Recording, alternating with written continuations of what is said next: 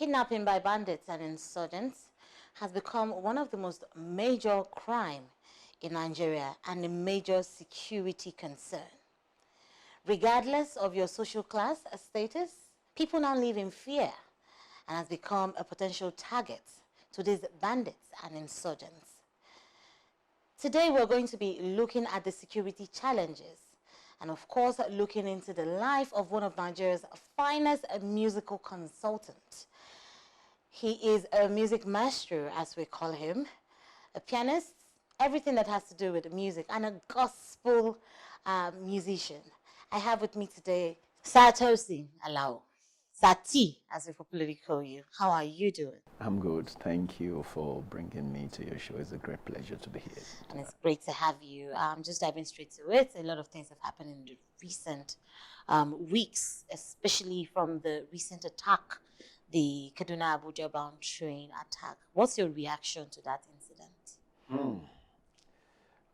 Honestly, because I've experienced it myself, if you ask me my reaction, you would just be like, bringing back the trauma, even though I've not been able to put myself together close to almost 2 years.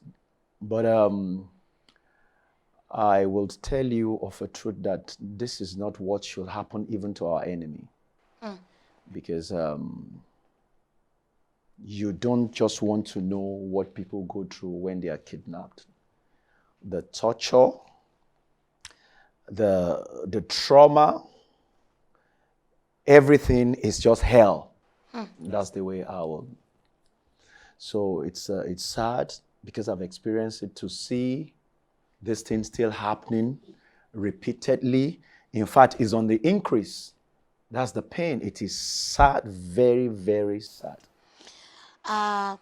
You said you've experienced it, and I recall that we touched on it about 2 years ago, yes, when this incident happened. Yep. I would like you, for the benefit of a lot of Nigerians out there that have, there are some of them are still skeptical. While some have been kidnapped and can't even come out to talk about it, can't even share their experience. Do you mind sharing how it happened? Yeah, With you? I will gladly share it because, first of all, we need to let people out there know that we're in a country where we all need to check on each other, be our brother's keeper, get each other informed about the way things are going. Prior to my kidnapped, I never knew that, I hear on television, read on newspapers, and this is what I see. But when I experienced it, there's a bit of, it's real to me. And I couldn't believe this is what is happening. My own story, if I may just quickly share it for the benefit of people, just to encourage people and still tell people that we need to all be careful in terms of security out there. I was on a gig or on a show as a musician, as a recording artist, to one of my friend and my brother to Kogi State, Kabba. And we had a nice time. So I said, okay, should we travel by air? But I said, Kogi, if we travel by air, we have to go through Abuja and come by road. So by road from Abuja to Kogi is another few hours. So let's all of us just enjoy the ride. So we took a minibus for about 9 of us. We branched in Akure, everywhere, enjoyed ourselves, musicians, artists. So just 20 minutes to the town of Kabba. We saw like a road. In fact, I think a minute we passed a military checkpoint. So when we saw a military checkpoint, not even a police checkpoint. So when we saw the road, so we were moving, thinking that, look, this place should be safe. Just after like 2, 3, 4 minutes, it was a bit of a bumpy road, but everybody, is the normal road that people travel as, so I said to myself that, should we go? This road looks like, but we saw people passing the road. So we forged ahead and we were going. But I noticed like a Fulani man in front, by the roadside. So I didn't really know what it is exactly. But, you know, How would you know he was a Fulani man? yeah, first of all, I grew up in the north. Okay. Yeah, I started my primary school in Jos. No, in Kano, went to Jos. I went to Kaduna. So I'm a bit, you know, familiar with the northern style and stuff like that. And, you know, to crown it, I'm a musician that has traveled. I've traveled all over the country and all over the world. So I knew, you know, I know that they rear their cattle and everything. So I was just going. The more I approached the man, the more I wasn't comfortable. And I was looking at my mirror, looking at my back. So when we were almost close to the man, I stopped. The man double-crossed the road with an AK-47. Wow. Yep. So I looked at my mirror, my rear mirror, to look at my back. So as I was trying to reverse, 3 other people came from the back. So were they in a car or they still on that bumpy road? On the bumpy road, they came out from the bush. You know, we're in Kabba already. So as I was trying to go back, I couldn't go back, couldn't go front because I noticed that they were carrying AK-47, cutlasses and machetes and everything. So they smashed, I was the one driving. Wow. They smashed my glass, both the screen and everything, with a big cutlass, and they cocked the gun. So at that point, we surrendered, and they marched 9 of us into the bush. 9. I've got 2 ladies, 2 female backups, you know, so we were marched into the bush, and their faces were painted, you know, 4 of them. So what they did was that they just say, you know, and the first miracle God gave us was that the ladies were separated from us, so, and 3 others. So they marched 4 of us into the bush at around about past 4, quarter to 4. So that was how the whole thing started, like a joke. So they destroyed the car, you know. So one of my boys went back to the military checkpoint that I talked about earlier on for help. They couldn't get help. He was able to escape? No, you know, they just took 4 of us and left 5 of them. Oh, they took 4 and left 5? Yes. Me and 3 other inclusive, they took us, you know, they kidnapped us. So we started trekking. So I was talking to them in Hausa, and you ask me, why do I know that they are Fulanis and Nijers? Because, you know, in Hausas, you can differentiate some Hausa language from the other one. Yes. Like Yoruba and Ijebu. So I know because I lived in the north. So, but they can still speak Hausa, but not like our, you know, so I started begging them, and, you know, they were torturing us. That's even not the problem. So we trekked, our first trekking was from that junction of that Kabba. We trekked for about, since about past 4, quarter to 4, we trekked till about 1 a.m. non-stop. Wow. Non-stop. And one of my backup, which I don't want to mention, his name is a male. As at that time, he's a bit on the big side. You know, he was losing breath, you know, trekking for, you know. So he told me that, Sati, I would like to, let me just end it up here because my tongue is already, you know, it's dried up. I can't manage everything. So they were telling me in Hausa that, look, Zam kashe shi yanzu, you know, meaning we will kill him. It doesn't cost us anything, that he's been delaying our movement, that we're supposed to be covering some miles at every point in time, that he's been delaying our movement. So I was begging them, they would smack me the gun on the head, on the hand. I was begging them that so my talking drummer had to carry this, my backup singer, because he's lost everything. He said he wants to die. So they told me in Hausa that, okay, what they want to do is that if this guy is going to delay their movement, that they will kill him and sell his body parts. Are you serious? Yep. They said they are going to sell his body part, that since it's just disturbing us, that now, in my presence, the people that will come to pick his body parts, they will come, they will sell. So they are not going to lose. So with faith, we didn't even know what we were doing. We were just doing everything with faith that, well, this is the end. Because 4 of them were carrying AK-47. As at that 1 a.m., they took us to a bush. We didn't even know where we are again, but we had trekked from about 4 till about 1 a.m. the next day. So when we got to where they had to, because it's late in the morning, very, very late in the very dark, in the bush, in the thick of the bush. So they lit up sticks for us to have lights and ray, bonfire. They tied us, 4 of us together. So my drummer now was telling me that, boss, you know what? We can overcome these 4 people. We are 4, they are 4. That this gun is not normal gun. You know, the euphoria of the attacks and everything, we didn't even know whether it's a real gun or not. So they were telling me that, boss, let's run. I didn't know what came on me, because naturally I'm not always afraid. But I was just relaxed that, you know, we are 4. If we run, they know this bush. We don't even know where we are. And do you know where we are? Where? They took us from Kabba. We're already at the Ondo Bank. What? We trekked from Kabba to Ondo Bank, because it was in the morning that we realized that we have trekked from Kogi to Kabba, to Ondo. You know, because when we woke up in the morning, I spoke to them in Hausa, where are we? They said we're in Ondo, that this is Ondo.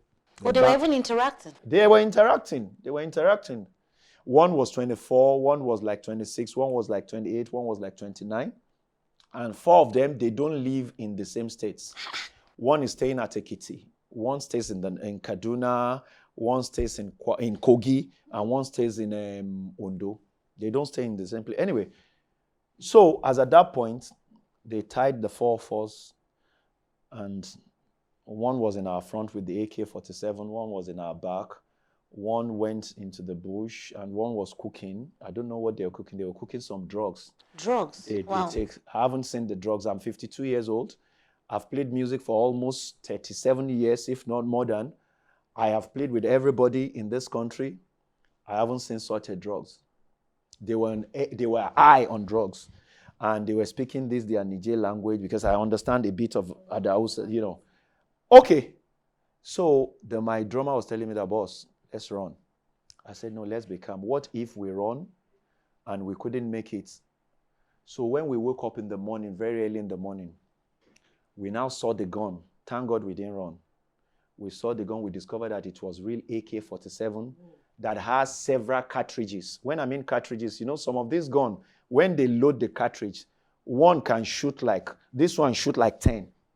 I saw it not because they're telling me. And I said, God, thank God that because if we had run, we are 4. Do you understand? We thought that the gun so that was how the journey started. So in the morning, they were beating us. As at that time, we already... They did. They said we should start. So they will go through all your phones, you know, and call your contact, ask you. They will give you the phone to call people.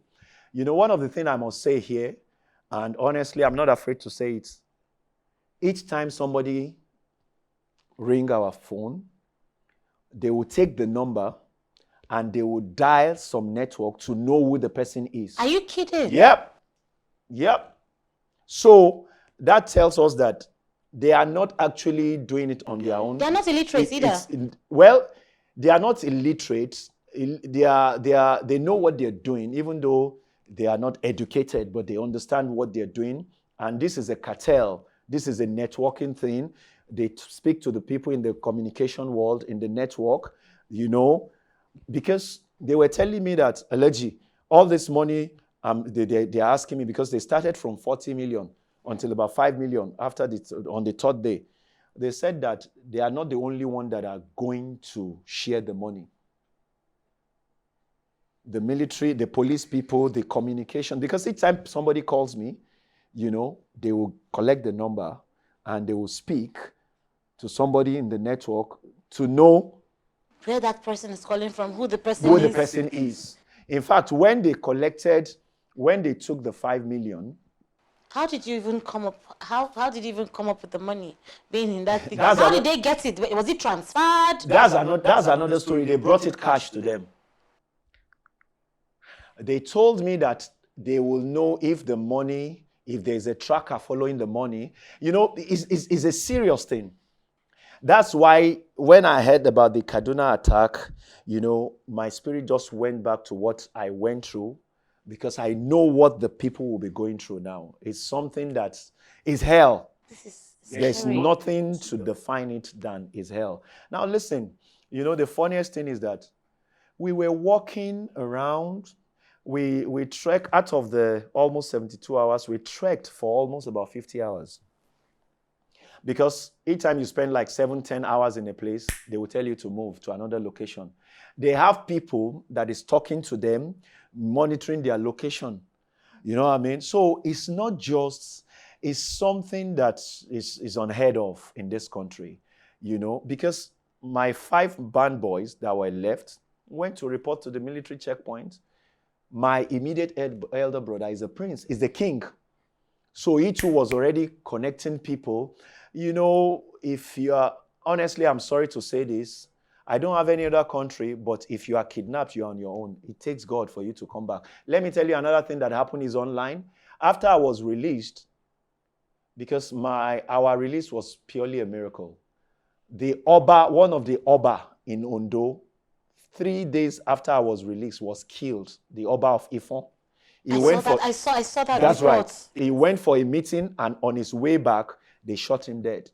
Just like that. Just like that. So this thing is not just ordinary. They can't kidnap you without the help of some certain key people, communication, military, when they took the money, they flipped the money, because there's a way they will know whether the money is being tracked. Really? Oh yeah, it's in my presence.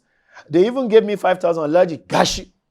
Shigamota de shi. Zakabinon. I will pass this place and I will escape. I told them that how do they know the roadmap of the bush? They said that they can trek anywhere in Nigeria without getting to the express. Wow. Yes, because I experienced it for 3 days. Because they picked us from Kabba. Then we got to Ondo, we got to Auchi Bank, we got to Kogi Bank back. They brought us to Kogi Bank, trekking. Because it's shorter to trek from that end because they know all the roadmap, because they are naturally... They are bandits. Their job actually is within the forest. That's right. And you see why each time they are negotiating, they have people that they talk to. That this is the nature of the negotiation, this is everything. So it's not just ordinary. It is sad that the country that I belong to, that I'm serving, I've been playing music for over 3.5 decades in my country. I've had opportunity to stay in abroad with a green card, but I can't. This is where I belong. I feel great being in Nigeria, but guess what? Every of my friends all over the world now, they tell me, say, boss, you want to kill yourself in that country? Let me tell you, I just had a daughter 3 or 4 months before that kidnap. And I said that is this the last thing? Because it's not something that you can, as I'm talking to you, I'm already feeling traumatized. I'm even having headache just listening to this. Do you understand what I'm saying now? The second day, we were in Ekiti, the bank of Ekiti. They said, are we hungry? Another side of the story is that for about 28 hours, we didn't have anything to eat. So, but because we've been trekking, you needed water and fluids. So we don't have option than to, because they know everywhere within those states, 5-6 states of that area.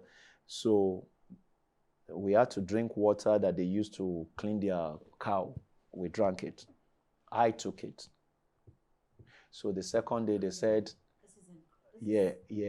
And they are used to it because they are on drugs. They are fetish, because while we are walking, I was asking them, aren't you guys tired? As a Yoruba boy, there's something we call kanoko. You might not know what it means. What does that mean? It means that you can decide to trek from here to Ibadan and the road will be shorter. And they told me that that's what they are. Because this guy, they jazz a lot. I was with them. At times I wish I didn't experience it. But at times I thank God experiencing it and God sparing our lives, because, you don't know the freedom you have sitting down. This is what you want, because we had to be forced to take such water. We were drinking it with happiness, because we lost fluids. We were passing out, basically, So the next day they told us, when it was second day, they said, do we want to eat? What do you want to eat? So somebody went to the market in Ekiti State, because we've left Kogi. You know, Kogi, Ekiti, Ondo, they share boundaries. Yes. Ouchie. So I said, where are you going?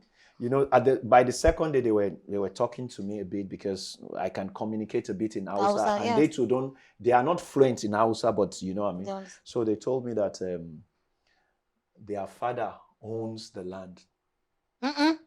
That's deep. They say their father owns the land, and since they are not getting what belongs to them, this is what they resulted in doing. I don't understand it. Okay, because they said Fulani owns Nigeria. How is that?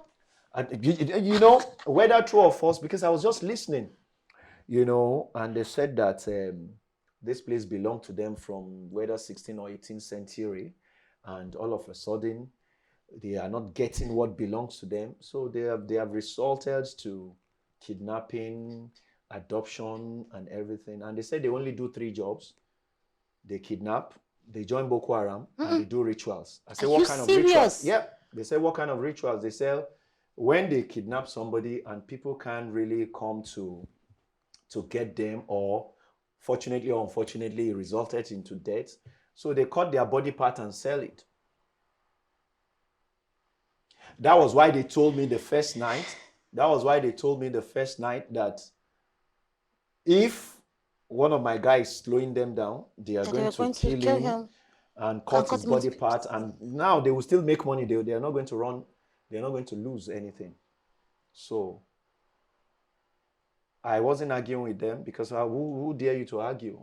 As at that time, we're already in heaven, because we already knew. In fact, we had zeroed our mind that, well, that's the last. Because, in fact, I remember we've said our last prayer more than 30 times. Are you serious? It's not something I would want my enemy to experience. So one of them went to the market for almost 5 hours, because they had to trek from the thick forest. So by the time he came back, he brought a gari and a palm oil and mixed it and said we should eat. What? So they actually they do business in the same markets that we go to buy. They live like normal humans amongst us. The guy went to the market and came back. He went to the market, bought the gari and the palm oil, and he came back to the forest about 5-6 hours later. So when he brought the palm oil, I told my guys, you know, how do you eat? So some of them had to rush the gari. So we were just taking the gari, and they said we should start to trek. Now, every time they want us to trek, they will smack us with the gun, you know, and everything. So we started. They've been prior to now. They've been negotiating. People will call in, you know. And I remember my boss, my pastor, will call in, and he will be praying for them that leave my son. Each time he calls in, after 3 or 4 times that my Oga calls in, I'll be praying that he should not call in, because are you serious? He's calling to pray. He's calling to pray. They will beat us after his call.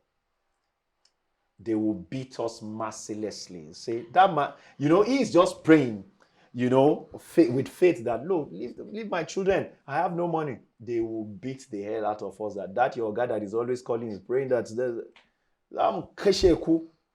you know. Was there any time that the security operative even called, or did anybody reach out to the police, the army? There are 2 of my adopted mom that I wouldn't want to mention their name. They've made several efforts to the government, you know, and they called. They were able to locate where we are.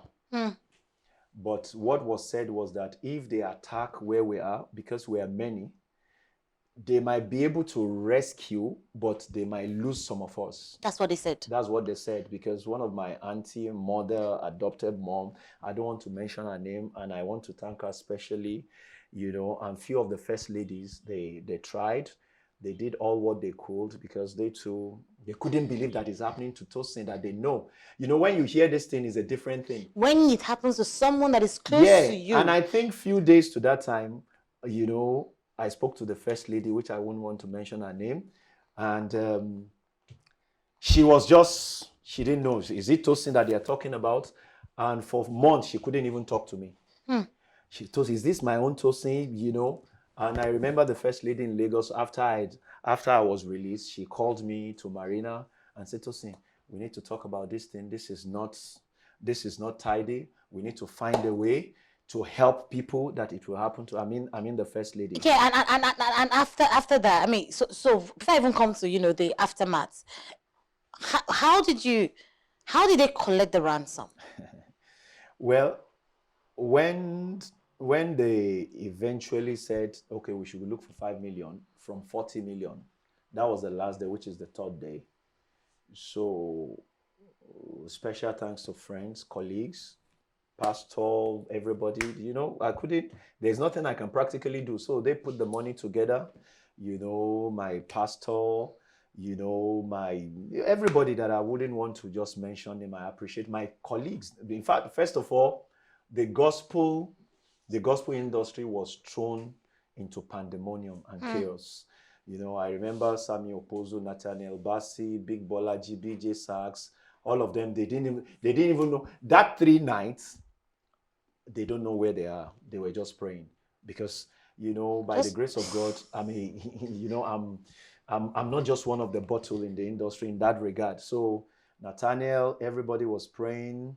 Sam Opozo, I remember when they called Sammy, they told Sammy that they just kidnapped your friend. Sammy had to swear for the guy that called him that, I think you are joking, because Tosin and I spoke 2 days ago. We're on a project.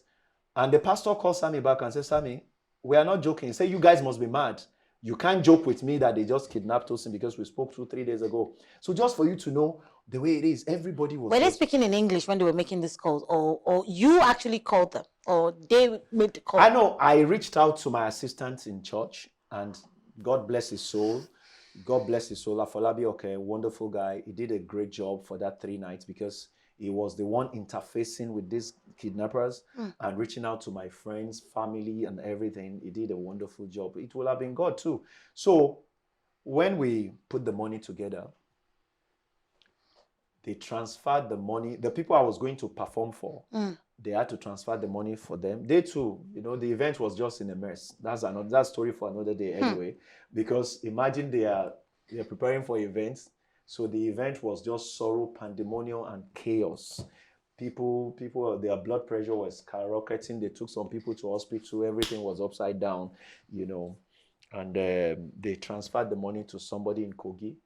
And, you know, if I will bust, to my surprise, they said we had to rent somebody that will carry the money. Yeah. Because majority of the people that carry the money, they don't even come back alive. The kidnappers might kill them. So we got somebody, the guy charged us, and they brought the money. So the kidnapper said they only need the number of the person bringing the money. And they will know whether the money is tracked, whether the person is tracked, they will know. And I was chatting with them in Hausa that how would they know? They say I should keep quiet. They say their intelligence is higher than we that went to university. Obviously, because from what you're just saying. So when they were bringing the money, they collected the guy's number. They called the guy's number. There's a way they will call the number. There's a way they will speak their language to some network, and so they will be tracking the person bringing the money, knowing how many people they are coming, because they can see all this. They are professionals. So when they brought the money, they instructed the guy where to put the money, where they will meet him. So they collected the money and brought the money to my presence from the guy, and they released the guy. When they realized that the guy was practically neutral, the money wasn't tracked, because even if they collect the money and the money is tracked, because there's something that they will use to track the naira, that you know the location. So they discovered that, in fact, we were already begging them, because the people in Kogi that we went to perform for, they said no, they will track the money. I said, we were begging them that, look, money, let the money just go. Let the money go, because we are with them. We've been with them for 3 days. We know how intelligent, how sharp, how connected they are. So we begged them that they should never track the money. Let the money go. So eventually, Nobody tracked the money. We gave them the money. So they collected the money, checked the money. They flip one like this. I don't know how they track the money. So they flipped the money and said, hey. So they now came to me. They said they are sorry. They now apologize after receiving the money. They said it wasn't people like me they wanted on that particular day. That was when I knew that I wasn't set up. But they said that I was just their food for that day and they had to just make money. They said, okay, you know what, Allergy, got 10,000. Zaka shiga mota da shi, zaka binan. They were telling me the route to pass. Unfortunately, as they released me, another kidnapper wanted to kidnap us. I'm talking before God of my creator. That, I'm telling you, because when they released me, when I got to the express, my guys were tired. They couldn't, because we have to walk from the bush, maybe another 45 minutes, 1 hour outside. So we were trying to look for a taxi, So we saw another bunch of kidnappers. They are everywhere. They have network everywhere. So I now said to God that, is this in Nigeria? Because I lived in the north. How did you escape that? How did you know they were kidnappers? Okay. So when we got out from the bush, we saw other people on the road, same road. And we are afraid because of our experience already. So we were looking for taxi. So the taxi couldn't come. So we were running on the road. We don't want to wait on one spot. As we were running, they were running after us. So a taxi came. And in fact, we were dragging one of my boys when we rushed into the taxi because the taxi didn't practically stop. So we were now asking the taxi guy that the people running after us, is it there are another set of bandits? This is not good. Absolutely. This is worrisome. I grew up in Kano, in North, in this Jos, Kano, especially Jos, is like London. Yes, that was what Jos used to be. About 47, 48 years ago, I practically grew up in Jos. I went to Baptist Primary School, Jos, Baptist Primary School, Nasarawa, Kano. So this is a different story entirely now. Now, when you came out, yes.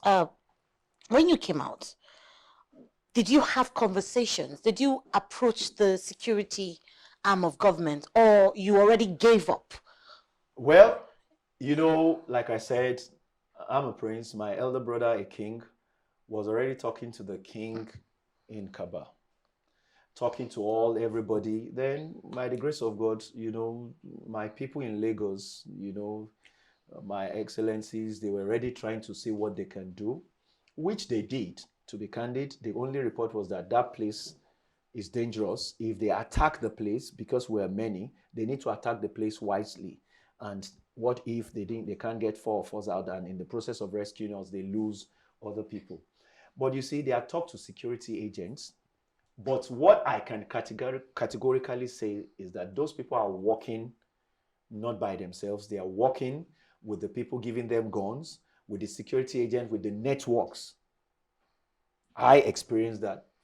Do you understand? So even if my people are trying to help me, they too, they are getting information from security agents and network. Of course. And that's why they change their location every few hours. We change location for about 5-6 times over 3 days. Changing location. And we might trek at 7, 8, 10 hours to just go to another place. Go and change the location. It's sad. It's really sad. But I mean, just looking at what the ordeal you went through, and you still being able to recount it 2 years after.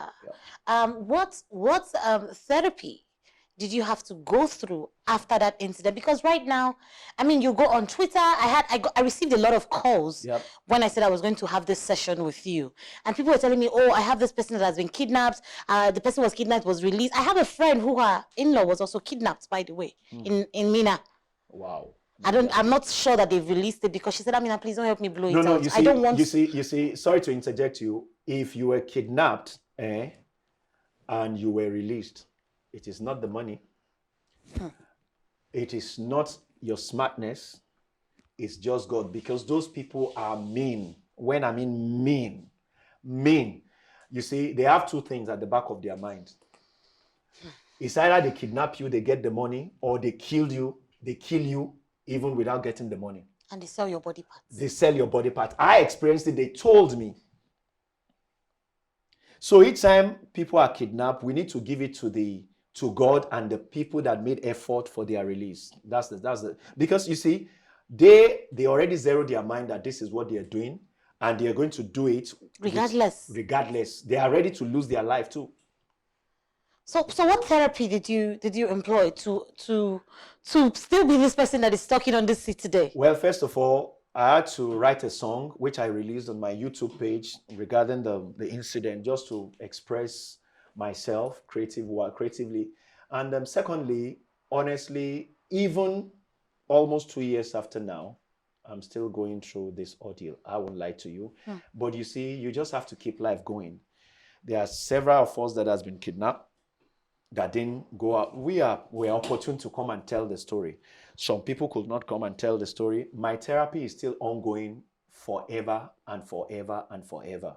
My joy is that I can still sit down and tell the story and encourage other people to be careful out there.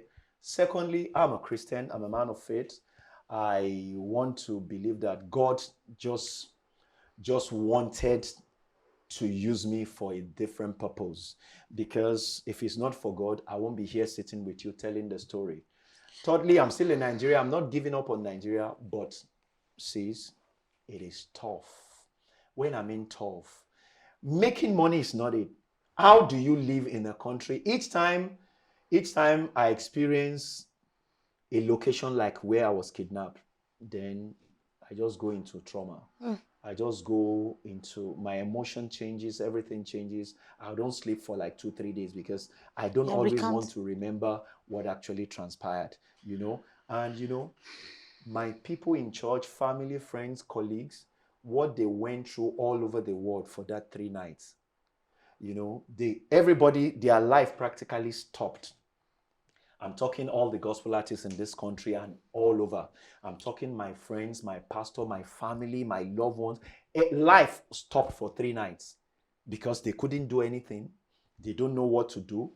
You know, my mom, my friends, you know, it's just something that you don't just want your enemy to experience. It's really an unfortunate situation. And when we look at the situation right now, you know, picking from what you have, you know, narrated so far, this is the political year. Yep. It's a campaign year. Yep. We're expecting to see the next president of the country. Yet there are kidnapping taking place. All right. But the campaigns are going on. Is it that do you see that there is empathy, you know, from the angle of the government, or it is the system? It is the people that is the problem. What do you see it is? Well, honestly, I will not sit down here to tell you that during my ordeal, because I'm close to some of the first lady that adopted me as their son, their brother. And they did everything. And they still check up on me from time to time to make sure I'm okay. The problem is in 2 ways. First of all, honestly, in as much that I respect the government, they have failed in terms of securing this country. You know, why I'm saying that is this thing is on the increase every day. And I pray that government, children, and family too are not affected, and they've been affected because we've seen it once in a while.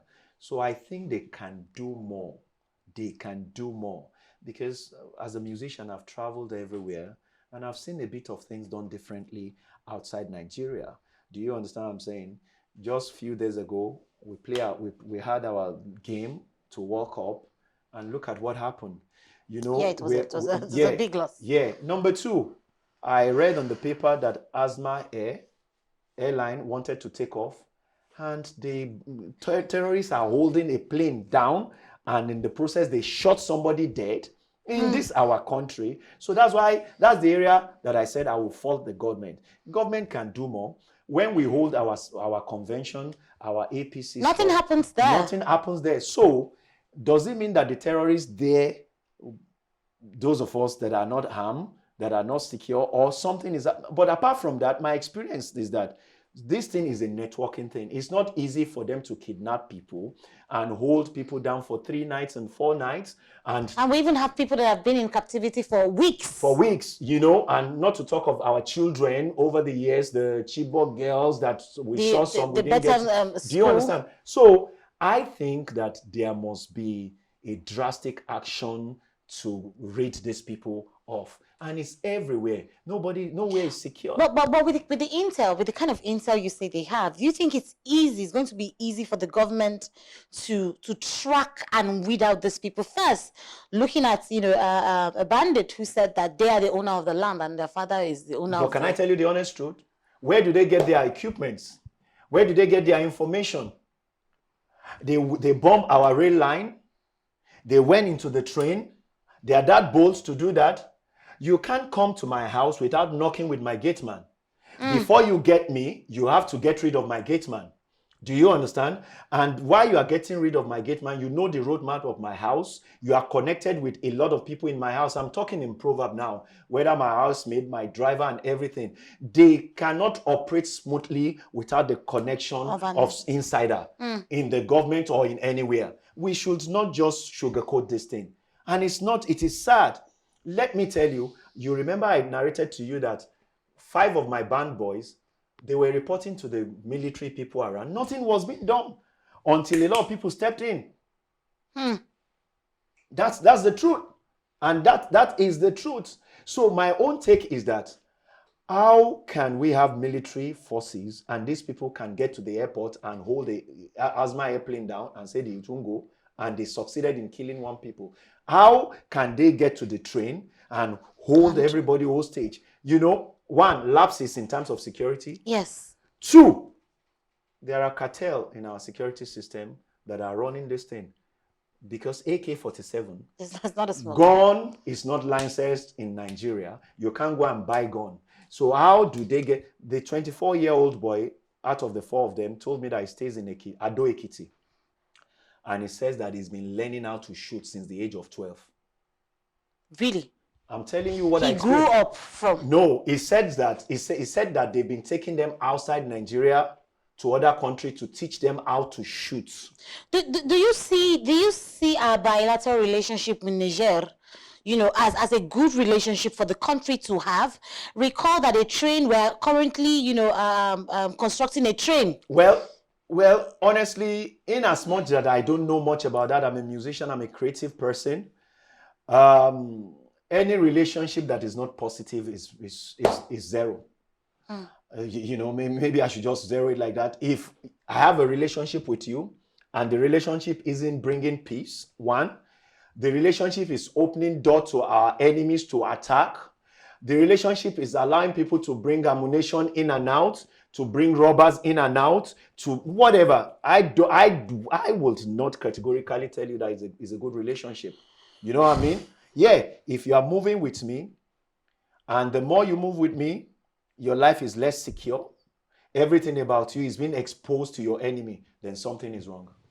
Thank you very much, Sir Tosin Alao, for sharing this. I know it wasn't an easy ordeal to relieve, because you just had to relieve that experience. So many people are being kidnapped today in our country. Children, mothers, people being raped by these bandits and insurgents. Well, they've actually been proclaimed as insurgents now, so they're no longer bandits. Yes. Can I tell you the truth? One thing I need to say, when they kidnapped me, I told you I have a 2 female backup in my band. One thing about these people is that they respect culture and religion. So after like 2nd day, they were asking me, they thought those ladies were my wife. So when I told them that they are my backup, they beat the hell out of me. They said that would have been their food in the desert. When you just mentioned rape, that just came back to my memory.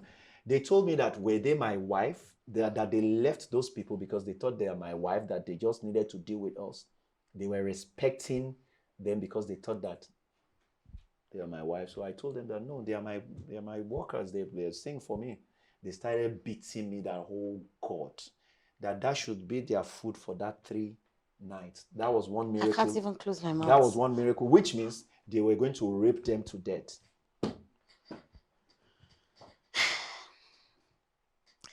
We need to do more. That's Yes. just the truth. We need to do more. We need to be involved. I would love to quickly touch on one other issue before we wrap up the show. There are a lot of clamor by Nigerians that artists, shouldn't be part of any political gathering in terms of performances, going to sing at convention or their primaries or whatever they do.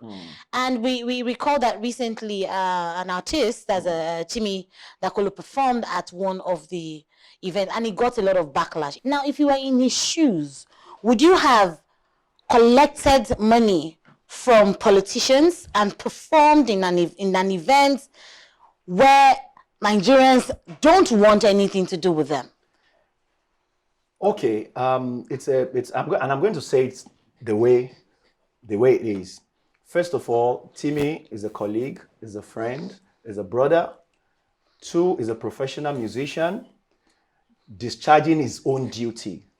You would not box musician to a corner because, let me give you, for example, security people, the same security people that will serve APC convention, they will serve APGA, you don't understand. So we creative artists, we are not, first of all, politicians. And music is a crossover thing, is a universal thing. Yes. We serve people with life, creativity, entertainment, and therapy, because music is therapy. Do you understand? So Timmy discharging his professional duty has nothing to do with APC or PDP or anything. So everybody requires our services. We work for Dangote, work for everybody. It has nothing to do with politicking.